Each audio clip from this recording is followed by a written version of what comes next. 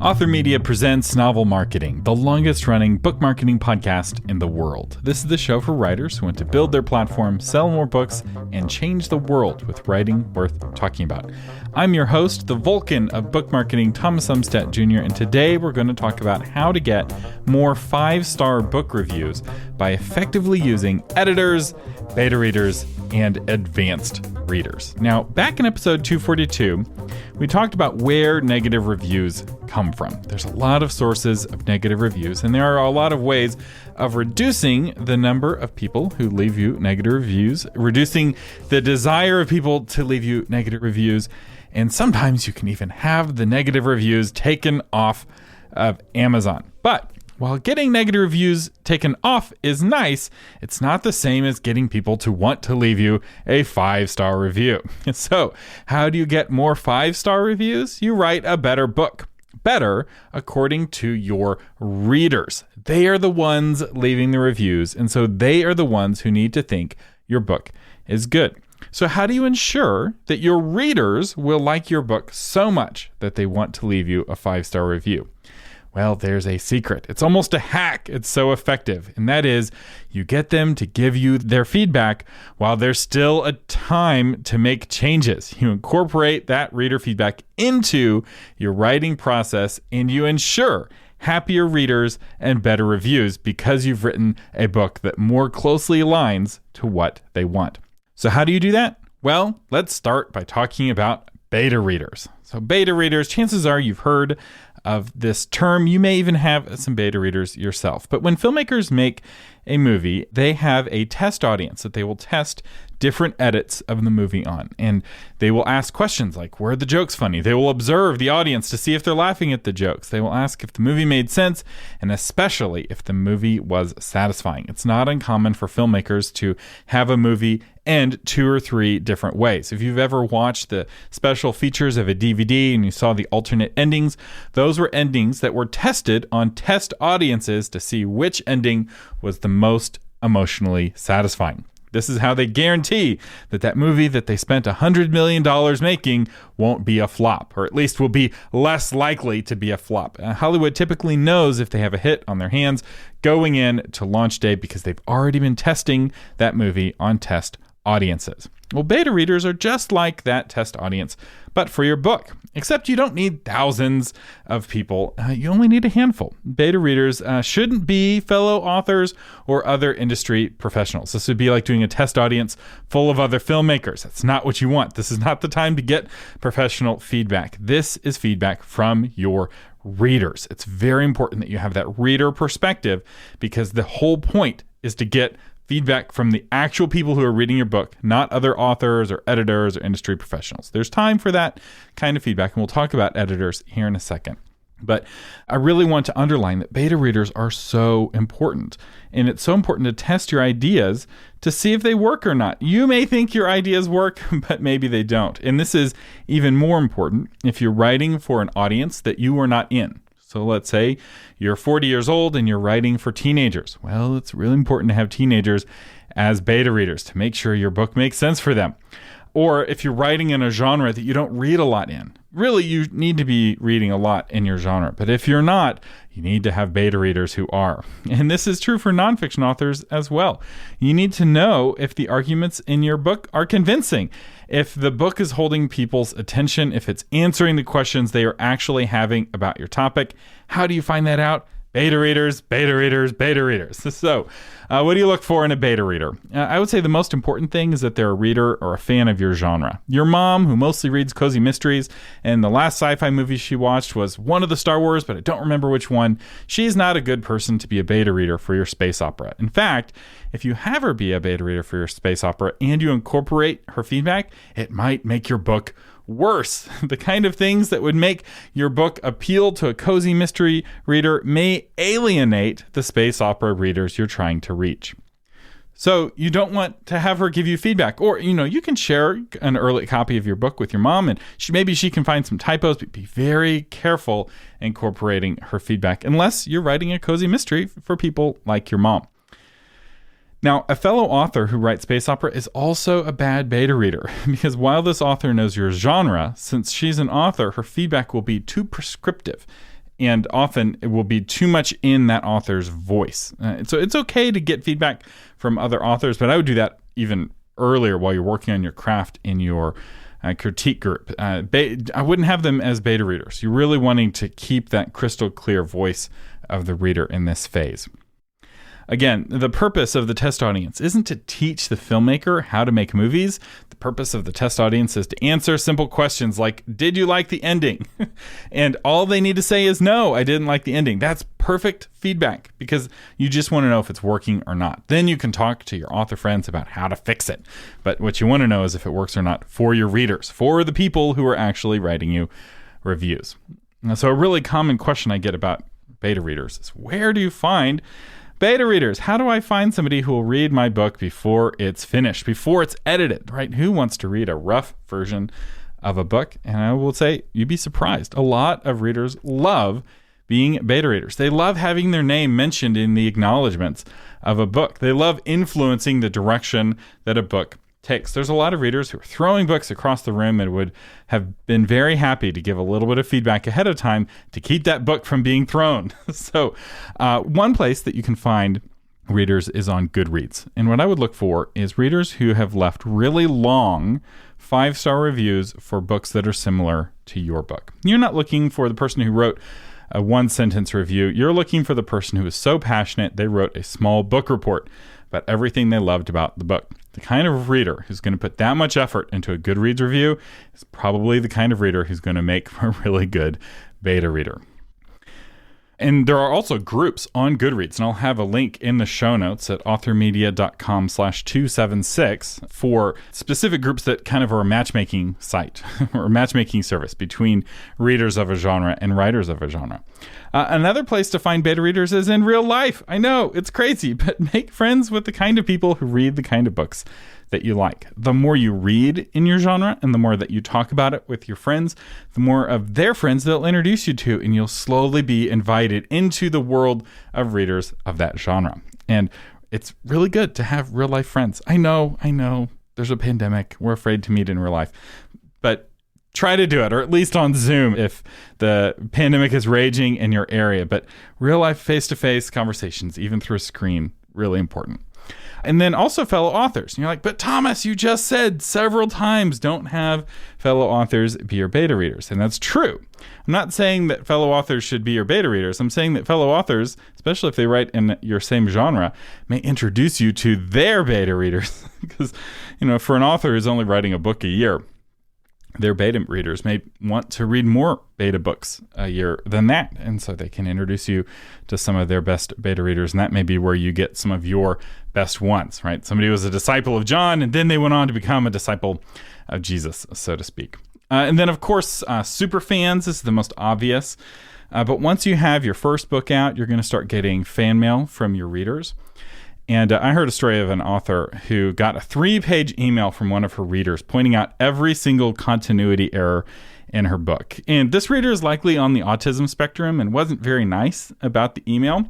We'll say the email was kind of curtly written, but it was 3 pages and very detailed. And this author was emotionally mature enough to not get defensive. And instead, she said, "These are incredibly detailed insights. Would you like to be a beta reader on my next book?" So you can find these errors before the book goes out. And the reader was so excited to be able to contribute. And now this author's books are squeaky clean when it comes to continuity errors because she has somebody who has a hyper focus on just that sort of thing reading through her book.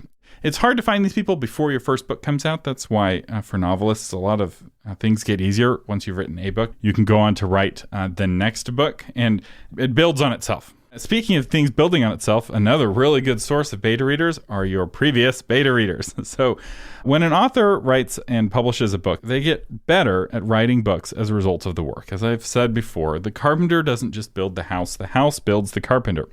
But another thing that helps authors write better books as they advance in their careers is that they're able to improve their team of beta readers. So that first book, maybe half the beta readers gave you really good feedback.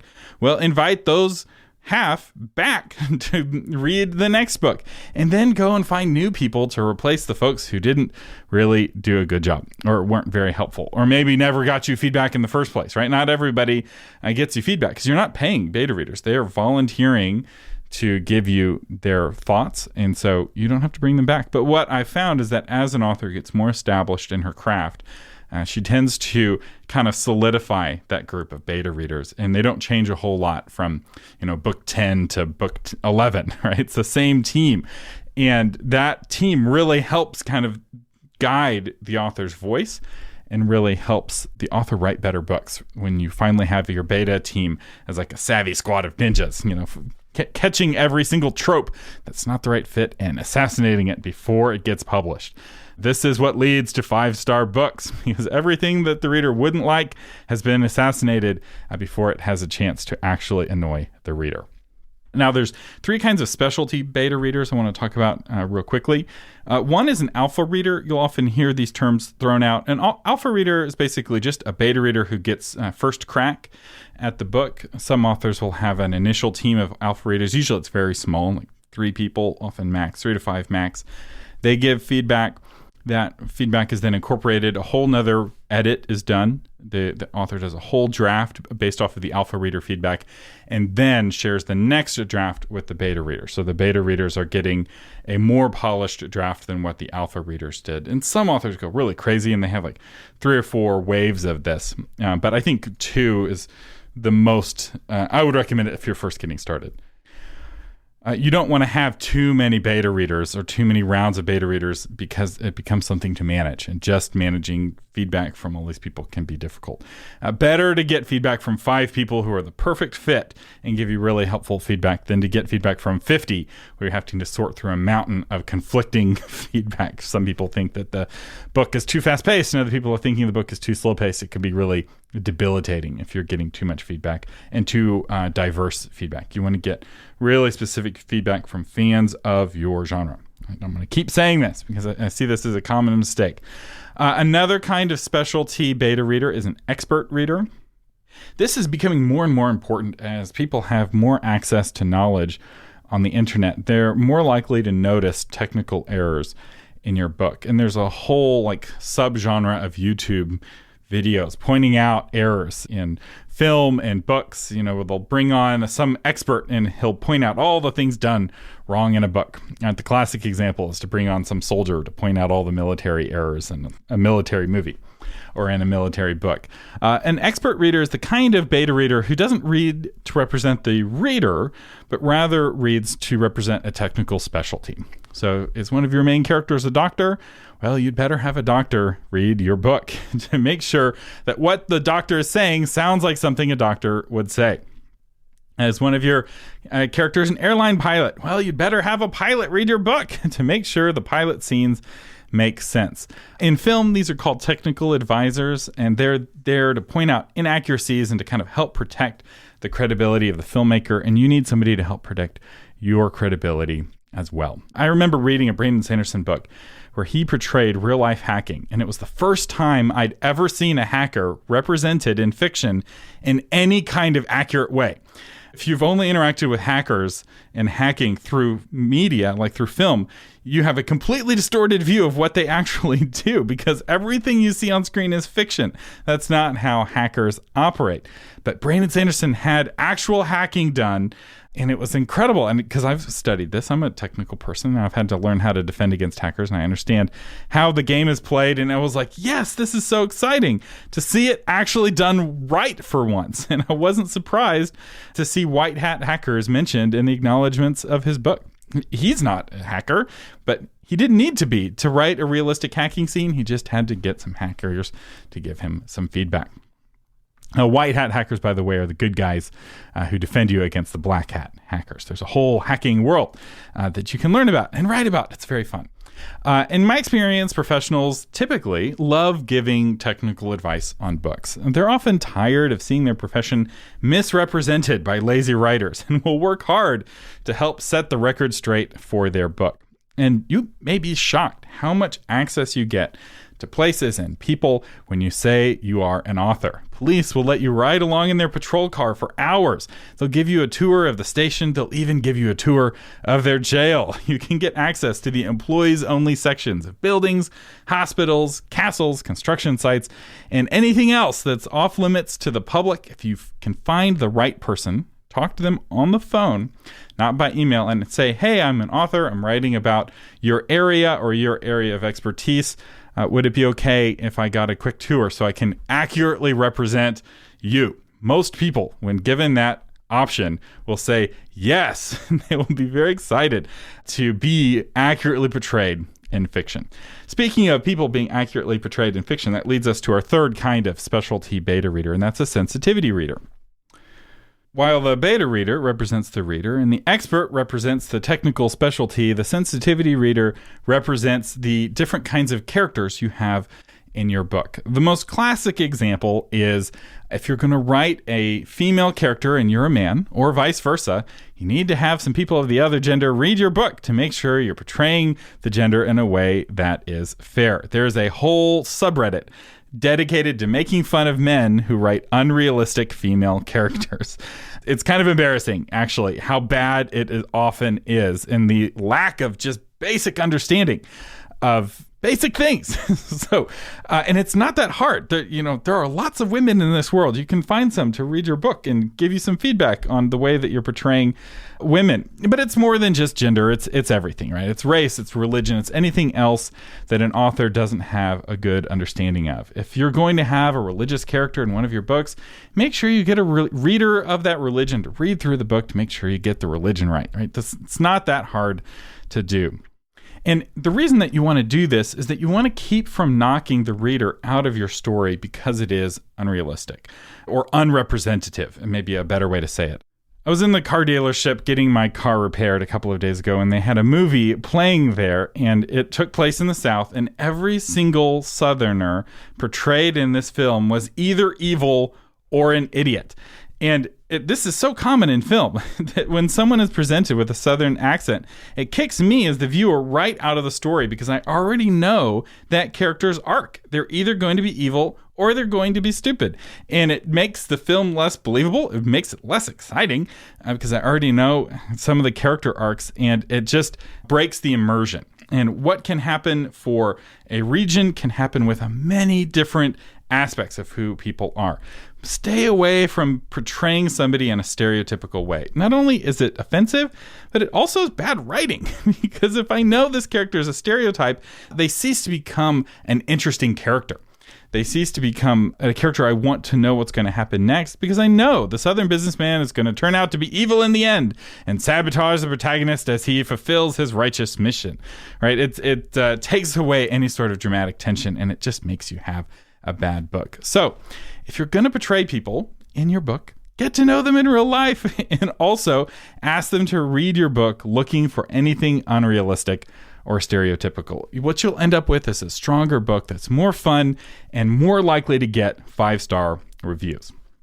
So that's beta readers. That's the first group to represent your readers. But another group of people that can help you get 5-star reviews are editors. And you may be asking, but if I'm getting all this beta reader feedback, do I still need an editor? And the answer is yes. Yes, you still need an editor. Your editors may not reflect your target audience. In fact, most editors kind of come from a fairly narrow background, especially academically. Right? They tend to have the same, 5 or 6 majors. Not exclusively, but editors are not a representative sample of the population as a whole.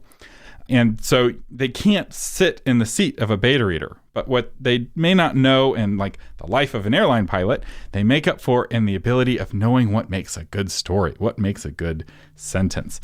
And so you don't want to rely on your editor's educated guesses about what your readers want, but you also don't want to rely on your readers to catch all of your usage mistakes, because readers, they're really good at identifying problems, but they're not very good at helping you identify solutions. Whereas an editor has the toolkit to help you find just the right solution for the problems your beta readers picked out.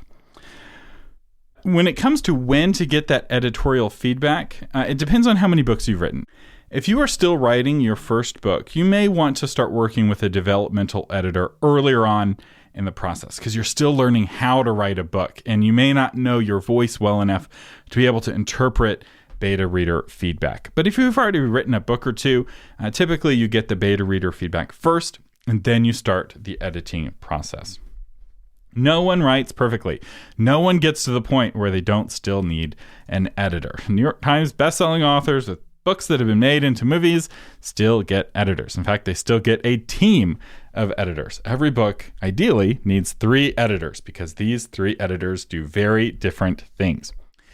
And I have a metaphor to help break down, kind of help you understand the differences between these 3 editors. Let's start with the developmental editor. A developmental edit is sometimes called a content edit, and it's an edit of the ideas of your book. If you're writing nonfiction, it's an edit of the story of your book if you're writing fiction. If we were to use the military metaphor, the developmental editor is the Air Force that scouts out the terrain and drops bombs on the enemy bunkers, right? It's very big picture. It's very strategic. It's reducing the bad guy's ability to wage war. These editors typically will insert comments into your document or maybe send you a long email with general thoughts, often a combination of those things. That's the tools that a developmental editor uses. And the next kind of editor is a copy editor. We'll liken this unto the Marines. A copy editor, also known as a line edit or a line editor, this is what most people think of when they think of an editor. This is somebody who's going in and getting face-to-face with the typos, getting face-to-face with usage mistakes like passive voice, and is using track changes to specifically change the specific words of your document. And it's not uncommon to go several rounds with the editor. So they send you back a whole bunch of changes. You incorporate those changes. You send it back. They make even more edits and they send it back to you. It's very common. And you're using track changes the whole time to keep track of it because a copy editor may add 500 changes or 1,000 changes to your document. And, some of them may be as minor as adding a comma. Some of them may be as major as rewriting a paragraph. But they're not giving you edits on I think this protagonist needs more drive, or I think that your logic in this chapter 3 of your nonfiction book could be strengthened if you bring in this other research. That's the kind of feedback you tend to get from a developmental editor who's looking at the big picture. Copy editors tend to be very detailed people. And the kind of person who's a good copy editor is not typically the same kind of person who's a developmental editor. And when you talk with top editors, and I've had the opportunity to talk with a lot of top editors who've done New York Times bestselling books, in every case that I can think of, they identify as one or the other. And they'll often be like, I can do copy edits, but I'm not really the best at copy edits, but I'm really good at developmental edits, or the other way around. And so you do yourself a disservice when you have the same person do both kinds of edits, because the kind of thinking that requires you to charge the beaches as the Marines is not the kind of thinking that you need to fly the airplanes and sleep in a nice warm bed. So the third kind of editor is a proofreader. And we're going to keep to the military metaphor. This is the Army. So once you're done with your copy edits, your book is typeset, which is when the words leave Microsoft Word or they leave Scrivener and they enter into a PDF. And this PDF is the PDF that's turned into the printed book. And it's a similar process for the ebook. You have the ebook file that is turned into the ebook version. And during the typesetting process, it's not uncommon for new errors to be introduced, and for errors that you did notice the first time to become very obvious. So the Army is the one who defends against these new errors trying to sneak into and take the ground that has been won. So the proofreader is looking over that PDF. And since they're looking at a PDF, they can't do track changes. So what you get from a proofreader is what's called a punch list. This is a list of changes along with instructions on where to find the mistake. So it's maybe something like on the third paragraph of page 6 is missing a comma after the word but, right? It's that kind of feedback. So you get this long punch list of errors that the proofreader found, and then you have to go in and in the whatever typesetting program you use, you have to fix the errors there. So again, we're outside of Microsoft Word at this point. And this is a hassle. It's a hassle for the proofreader to describe how to find the error. It's a hassle to go into the typesetting program and fix the error, which is why you want to go through as many rounds with a copy editor as possible so that you can have a clean proofread. But the proofread is very, very important. And if you do a good job with copy editing, it can go pretty quickly. Ideally, they find like maybe a dozen things across your whole book. Again, it varies, and it also varies on how long your book is and all of the rest of it. But the proofreader is the one who's finding any minor typos. But at this point, it's really too late to make any major changes, because then the typesetting would have to be all done. So a proofreader is never going to give you feedback on the story or the big picture. They're looking for really minor, really easily fixed errors. And so those are the 3 editors that I recommend that you work with. And if you're working with all 3 editors, you're going to have really strong writing, because while beta readers cause readers to want to leave you a 5-star review, sometimes what keeps them from leaving a 5-star review is the writing being weak, or there being usage or spelling errors, or the sorts of things that kind of undermines your credibility. And somebody who enjoyed reading your story may not leave you a review because they don't want to leave you a 3-star review, because they like the story and they like you as a reader. And so this is why those editors are really important. So now let's talk about the third group. So we've talked about beta readers. We've talked about editors. Now let's talk about advanced readers. These are the ones that actually leave the reviews, the first reviews. Advanced readers get advanced reader copies, or ARCs, of your book. Often before the book comes out, these are the people who get the initial copies. And unlike beta readers and editors, advanced readers aren't trying to help you make a better book. At this point, it's too late. The book is being printed. The book is in process. There's no more changes typically being made to the book. Instead, they are reviewing your book to let other readers know if they like it or not. In the first few reviews that your book gets, set the tone for the subsequent reviews, especially on Amazon. So it's important to be very careful when you select your advanced readers.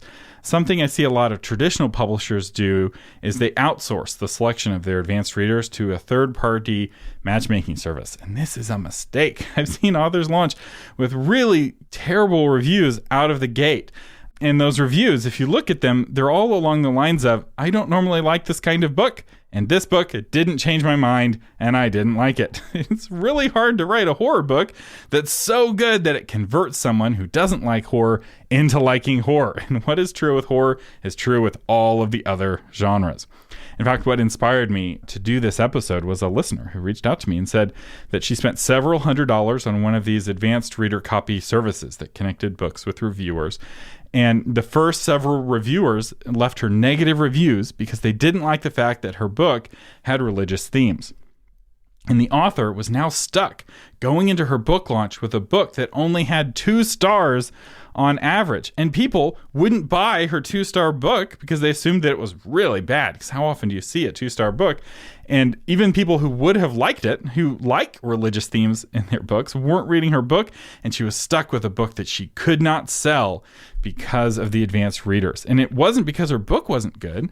It was because she had the wrong advanced readers. They were not going to like her book. It's like opening a barbecue restaurant and inviting a bunch of vegetarian food bloggers to come and review your book. You got to make some really good barbecue if you want to convince a vegetarian to no longer be a vegetarian. And if you're writing a religious book, it's got to be really good if you're going to convince somebody who doesn't like religion to like your book. Now, I'm not saying don't send out advanced reader copies. When done strategically, it can be incredibly effective. And I see ARCs as a particularly good tool for helping get media buzz about your book. When I'm doing a book launch for somebody, I tend to encourage them to send the ARCs to media people, journalists, podcasters, TV shows, anyone who's got their own platform. I don't see ARCs as really the best way of getting Amazon reviews. I see ARCs as the way of getting buzz other places that can then lead to Amazon reviews. In fact, it's not uncommon for authors to skip sending ARCs out because of the risk, right? If you're sending them out to complete strangers, it can really torpedo your success. And instead, they use a launch team to generate those early reviews. And what's great about a launch team is that it more or less guarantees that your book launches with between 4 stars and 5 stars, because the only kind of people who are going to volunteer to join your launch team are the kind of people who are going to like your book, or at least like the kind of book that you're writing. So you're not trying to convince them to like Amish and then like your Amish. They're people who already like Amish books, and hopefully people that already like you. And creating a launch team is one of the techniques that we talk about in the Book Launch Blueprint, which is our course that we do just once a year. We're doing it every spring is the current plan, and registration has opened now for spring of 2021. We teach you exactly how to put together a book launch, and one of the sessions is specifically on launch teams, and this is one of the sessions that's being updated for 2021 because the rules have changed a little bit about how launch teams work, and more than that, Facebook is selling data to Amazon, which is complicating how launch teams work. So we're going to have some updates that will help you navigate those changes in the book launch blueprint. And instead of me talking more about the book launch blueprint, I'd like to share with you a testimonial of one of our students who went through the course last year. My name is Amanda Taro, and I took the 2020 book launch blueprint. It fell just 2 months before my planned release of A Strand of Hope. And as I was learning book launch blueprint, I realized how much more time I should have prepared for the launch, and I didn't have that. So I just buckled up and did the best I could with applying concepts that I learned through the course. And with just that minimal application, I saw over 500% income growth from sales of this book compared to my previous 2 books combined on Amazon. In addition to that, I have seen continual growth in sales, and I have kind of become known in my circle of author friends as the one to go to when they have book launch questions. So I definitely learned a lot. I did not even know how much I did not know about book launching whenever I took the course, and it just opened my mind to different concepts of marketing, especially for me as a Christian author, and how I can apply the principles I stand on with book marketing and how I can use that to reach way more of an audience than I even imagined. If you want to find out more about the book launch blueprint, you can find it at booklaunch.fun or, of course, at authormedia.com, where you find everything else related to this podcast. Our featured patron today is Jess Lederman, author of Heart Set Free. Yura sets out with her son Luke on an epic cross-country quest to win back her husband and destroy the woman who stole his heart. So Jess Lederman, thank you so much for being a patron of the Novel Marketing Podcast. Patrons not only get access to a bonus episode every month, but they also get access to an exclusive discount on the book launch blueprint. So if you are a patron, you can save money on the book launch blueprint if you sign up through the link on patreon.com. And it's not too late if you want to become a patron and then get the discount. You end up saving net money. It's cheaper to do it that way than it is to not become a patron. And we'll have more info on how to become a patron at authormedia.com. A quick personal update. You may have noticed a couple of weeks ago we missed an episode, and the reason for that was what Texans are referring to as snowvid, or the snowstorm Uri. We got hit with a snowstorm here in Austin, Texas, the likes of which we've never seen before, and it hit my family particularly hard. My grandmother lost power in her house at the very early part of the storm, and got up in the dark and tripped and fell and couldn't get up. And she spent the night on the floor of her cold house. The next morning, her caretaker came and checked on her and got her into bed, covered her with blankets, and we thought she was doing better, but she ended up passing away about 36 hours later. And since it was at the beginning of the snowstorm, we weren't able to gather as a family and grieve. We couldn't even drive. Everything was shut down, and it was a very difficult week, and I just couldn't do an episode that week. Fortunately, my house, we maintained power and water the whole time, which we're very thankful for.